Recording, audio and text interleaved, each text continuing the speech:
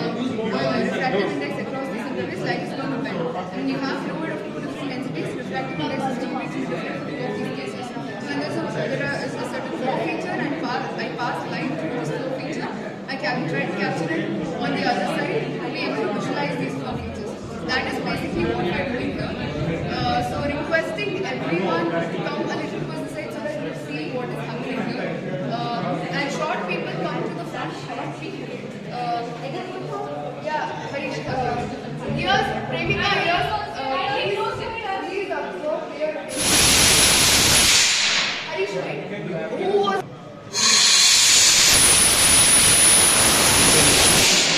Now you can see that I have given a mechanical tension and I heat it up. After heating it, you might have seen like the crystal structure transformation. The crystal structure arrangement of atoms at room temperature would be like this. After that, it slowly changed to oxygen, just cubic structure. Then I heat it up around 100 degrees Celsius. So during this process, the material knows like around 100 degrees Celsius, it should dream, it should go to this phase. So after put it back, it comes to Martin side. So whatever shape I have drained it, at room temperature it's in Martin side. Now I will stretch it, deform it. Now if I keep it in the water, this is around 100 or 110 degrees Celsius. It should regain that star shape. Okay. Just show you.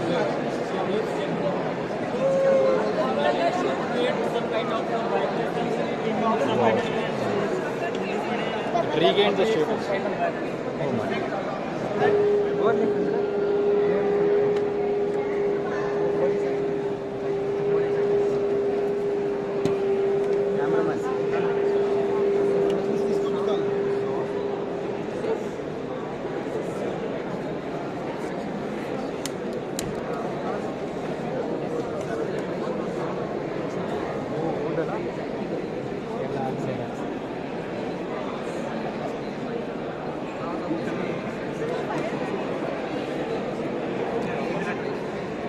How this phenomenon occurs, swirling? How this swirling what occurs? happens whenever we have a flame, so there will be hot product. So due to the low density, it will go upside. Now there in the surrounding we have the cold air. It is heavy, so it will try to fill the space. Now the phenomena is called entrainment. So there is an entrainment of the surrounding air inside the flame. So now if you will make some arrangement so that entrainment will happen tangentially, it will induce the spark. Okay, those spaces are allowing tangential entry of the air. Pure potassium nitrate mixture which can be used for small scale rocket like Diwali rockets and all this.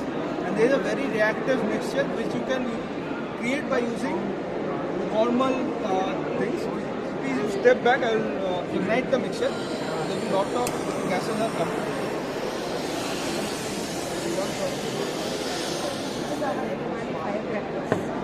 Baking soda. Very efficient. So what we try to show, the potassium nitrate is extremely highly reactive. Once it's a gas, this one is extremely slow reaction.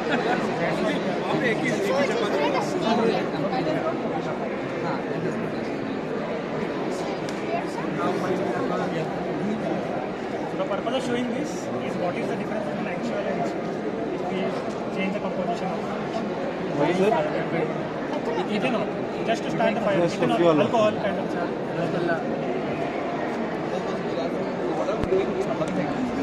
So here you saw this right? Brush of hot gas. Just say there we burn sugar with potassium nitrate. Here we are burning sugar with baking soda. So what I am trying to show, this is extremely slow reaction. So the reaction rate extremely depends on in which mixture you are mixing this. If it is baking soda, it will be very slow. And whereas in actual rocket motors, their rockets are next one again. So in actual thing, similar large number of hot gases are these two, but at very high scale in terms of kgs. It is a swirling flame extent. You know about the flame? Okay. If we have a flame, so we will have the hot product. So the density of the hot product is low. It will try to go outside. Right? Now we have the cold air in the surrounding. So the cold air will try to fill that space. Okay? So the phenomena is called entrainment.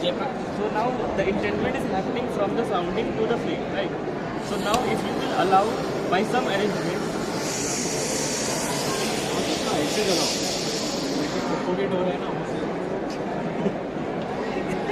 This was a combustion, right?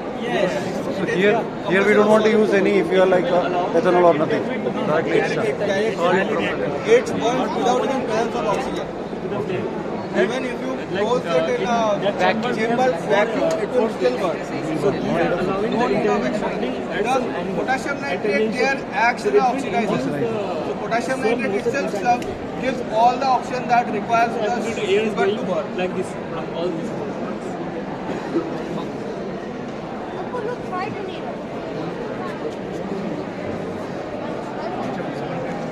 This is called a swirling.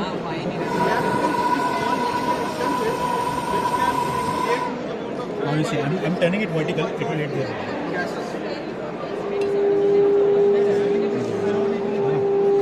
Because now buoyancy is playing an important role. And here buoyancy is what it's trying to do. Less dense air is getting replaced with highly heavy dense air. That's why when I turn it horizontal, it won't replace. But if I have to hit the resonant mode in horizontal, I have to traverse. So this is a medium scale application. Large scale applications is in rocket engines or in bridges which we also In rocket engine, how this phenomenon is useful? rocket engine. Yeah. So in rocket engines what you have is a chamber is there. And that chamber will have certain resonant mode, but that will be at very high frequencies. Yes. Like around 3000 hertz to 2000 or 3000 hertz like that. Yeah. And there is a flow of thermal energy in it.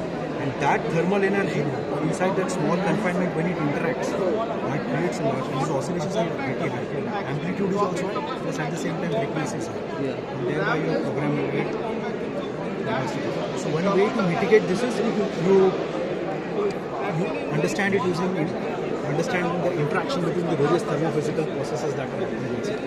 Using mixing, using injector spacing. That's how it is. And people try to actively control it by passively.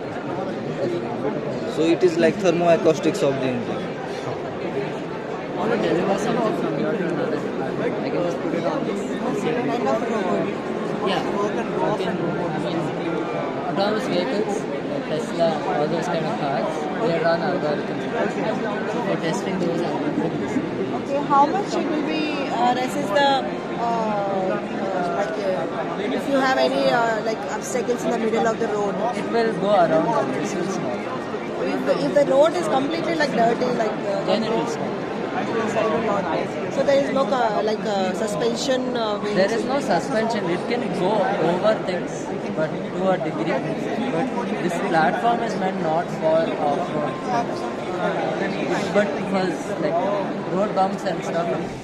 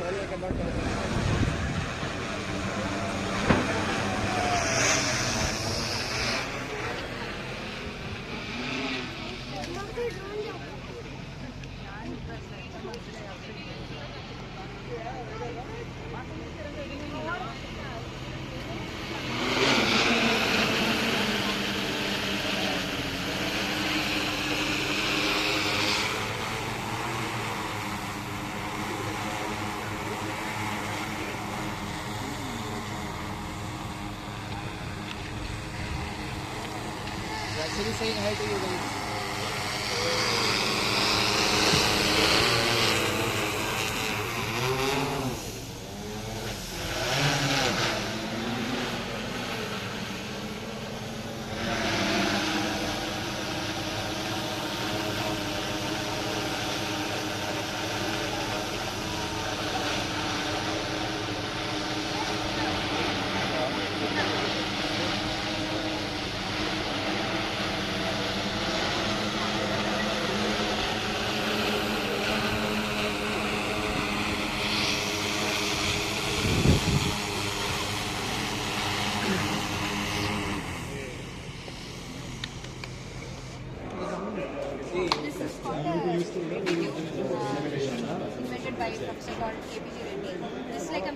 shock tube.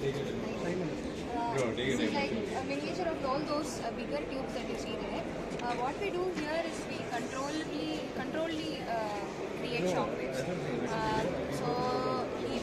At very high speeds, for an aerospace application, at very high speeds, at flight Mach numbers beyond 2 or 3, we get shock waves in front of the missile body or whatever flying craft.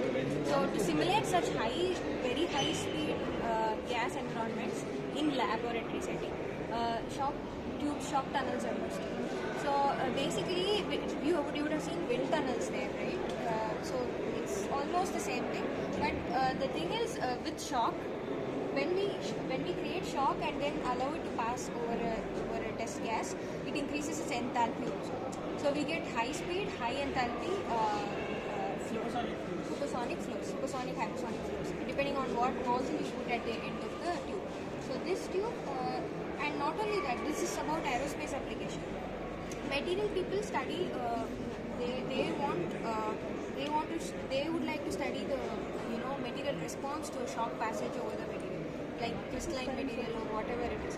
So this finds its own application in defense also, where there are realistic blast waves and material in the sense you have to design the bulletproof jacket and all those things. Those jackets, the material should be able to withstand the real field blast waves also. And on top of that, our soldiers are experiencing TBI, which is traumatic brain injury, which because of when you are in the blast wave field, when the blast wave comes and hits you, it goes inside your ears and it interacts with the brain and it damages the brain function. So to study that in the laboratory setting, these shock tubes will be very useful. So where we controlly create shocks. At the end of the tube, you can put whatever it is to whatever material you want to test. So we have in this tabletop setup. This was basically invented for teaching purposes and just educational, simple experiments. So here there are 3 pressure ports where we can measure the pressure across a shock wave when it moves. So basically, how do you produce a shock wave? It comes even when a balloon blasts. You've seen balloon blasting. Even when a balloon blasts, you get a blast wave. So we are going to blast this space paper diaphragm. In those bigger setups, what we do is we blast. This is the diaphragm in those setups. So we use compressed gas, and then the compressed gas. We keep pumping the gas in the driver section. Yeah. In the driver section, we put this, and in this driver section we keep pumping the compressed gas, and at some point, at some pressure, this will give away. The diaphragm will blast, and because of this, there will be shock waves that gets created in the driver section. That shock wave will travel through the section, and then if we put a nozzle at the exit of the tube, we can accelerate the gas, test gas that has been shocked by the shock wave to whatever speeds we want. That depends on the nozzle area ratio that you put. So right now we just have a test shot. How much pressure is required for rupturing this? This one will take at least 40 bar. 40 bar. Nearly. It depends on. It depends on thickness and grooving. And gas. Basically, it depends on what type of gas. What kind of strength you want to produce, the shock strength. Accordingly, you get your diaphragm done. Up to what is the maximum pressure you can go? These shock tubes are designed for 100 bar pressure. What velocity it can achieve in that case? Velocity of shock. Yeah. Shock Mach numbers, we can go up to like 3-4. Okay. That is the shock Mach. Behind it will, when the shock moves, behind it kind of pulls the molecules behind it at some velocity, right? That velocity, that has a ceiling, that can't go beyond, like, it can go supersonic, but it can't go beyond 1.2 or something.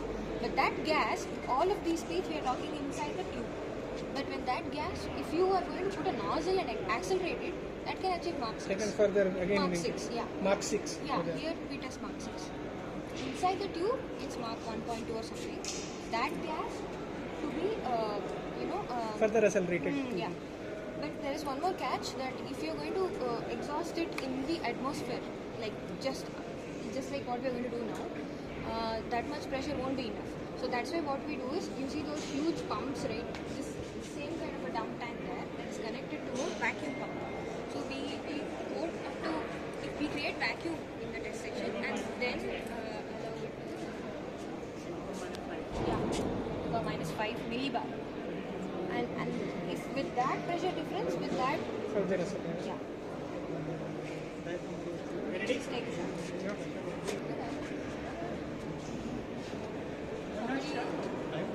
Somebody.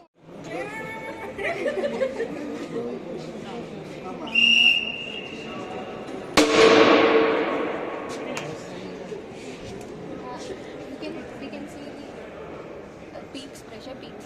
So that is 0.1. 1.8. We can see the pressure peaks from the. So this is how you determine velocity. So what we do is, we know the distance between the sensors, and from pressure signals we know the delta. With that we get the shock speed. You see these diamond kind of things inside? So these are called shock diamonds. So the exhaust of a fighter aircraft or a supersonic jet, when it comes out, it will be having high pressure and high momentum. You understand momentum, Yes. no? One directional. Now this has to get mixed with the surrounding air. So when it has to get mixed out, the shortest route the nature takes is using a shock wave. But the shock wave doesn't happen a single shock wave. It forms like a shock wave, expansion fan, shock wave, expansion fan, like a series of them.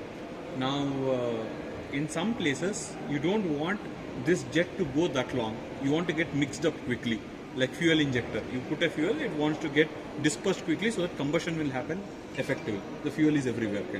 So to do that, instead of a circular nozzle, you can use what is called an elliptical nozzle. So when you use this elliptical shape, the jet will start to flap. Okay, I'll show you a video where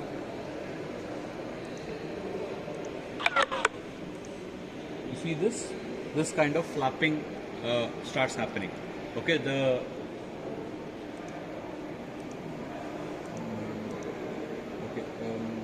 me a moment. Looks like something has played. Yeah, you see here, it starts to flap. So the number of shock cells you have is very less, like 1 or 2 shock cells, and then it starts to flap. That means it starts to mix. So these shapes play a crucial role. Here, what we have here is what we call it as a color schlieren. So we use this basic refraction principle. A light goes from lower denser medium to higher denser medium, light will bend. Okay, that we see in our day-to-day life. You see through a water bottle, you start getting the bent and all, a prism and all. So we use the same principle. What we have here is a white light that is coming through the concave mirror, and it becomes a parallel light that goes to that concave mirror and then focuses back. You see right in front of this camera there is a glass plate. You come here, there is a glass plate here.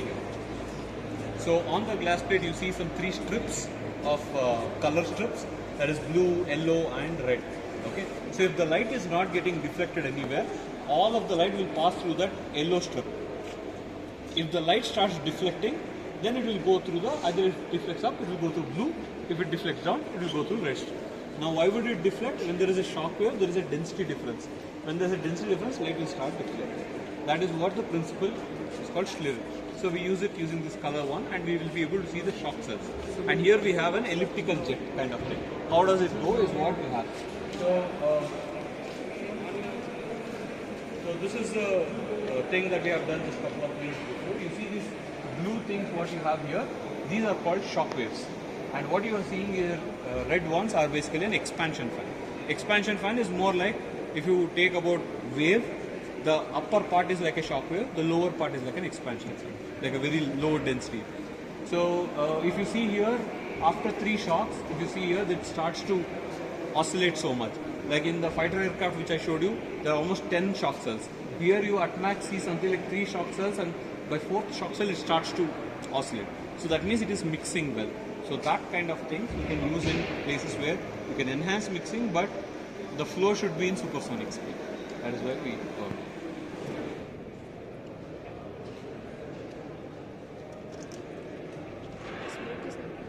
Yeah, you can see the spirit coming from the bottom.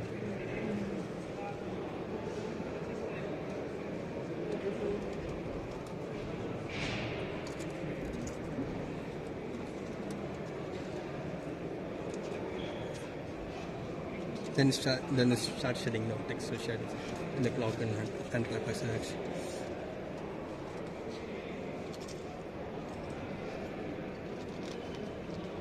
So here, first you have filled with smoke. Yes. Then air is mixed with the smoke, and then we are feeding the.